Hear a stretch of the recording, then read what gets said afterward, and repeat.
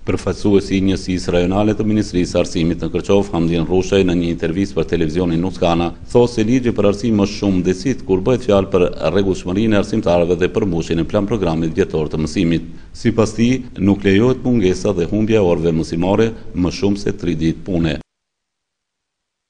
Mungesa e të punësuarve më tepër se 3 ditë është sanksionuese, duke paraparë edhe në qoftë se i punësuari nuk paraqitet në vendin e punës, dita e 4 nga punëdhënësi veç pason ose vjen edhe largimi i tij nga vendi i punës. Kur kemi të bëjmë me mosardhjen më tepër se 3 ditë, aty hyjnë beneficione tjera apo rregulla tjera, të cilat mund të jetë edhe i paraqit, mund të jetë raste të smundjeve etj që i takojnë sferës edhe njëherë them, sferës marrëdhënieve të punës, që me këtë problematik më tepërmi merret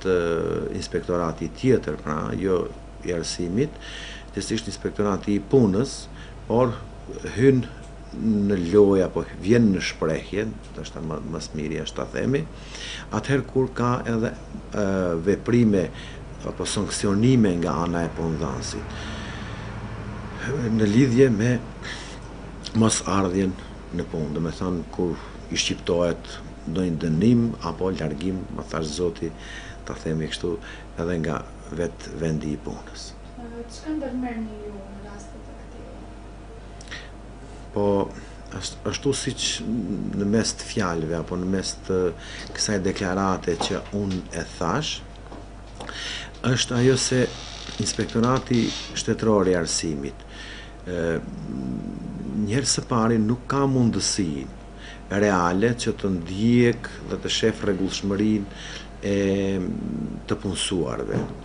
Kjo punë është përsëri nën kompetencat e udhëheqësit, gjithsesi apo punëdhënësit, siç quhet në ligj, apo drejtorit të shkollave.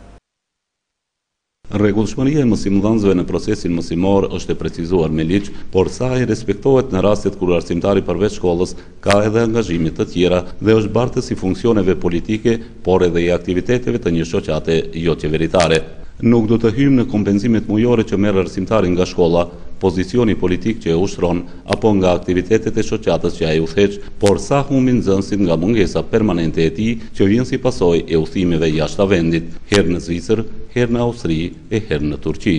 Këtu vetvetiu lind pyetja se si plotësohet programi mësimor i lëndës përkatëse me gjithë ato orë të humbura. Ka mundësi që orët të plotësohen në mënyrën që për 2 orët e planifikuara mësimore të mbahen nga 6 orë vetëm për një lëndë, por shtrohet pyetja sa ky mësim mund të jetë efektiv kur kihet parasysh fakti se nxënësit nuk mund të qëndrojnë tërë ditën në shkollë për të plotësuar dëshirat e arsimtarit për atë që ai e ka humbur për angazhime të tjera, qofshin ato politike apo shoqërore, për të cilat me siguri merr kompenzimin financiar. Nuk dim nëse arsimtari që është bartës edhe i funksioneve politike për angazhimin e tij në procesin mësimor merr rrogë të plot, sikundër merr si bartës i pozicionit politik apo në shkollë punon me honorar. Mungesa e tij në orët mësimore, forma dhe plotësimi i orëve mësimore dhe kriteret që duhet të respektohen për orët e humbura, përmbushja e plan programit mësimor si dhe forma e pagesës së dyfisht janë punë me të cilat duhet të merret Inspektorati Arsimor, respektivisht Ministria e Arsimit, e cila e ka edhe përgjegjësinë për rregullshmërinë e procesit edukativ arsimor në shkollat tona.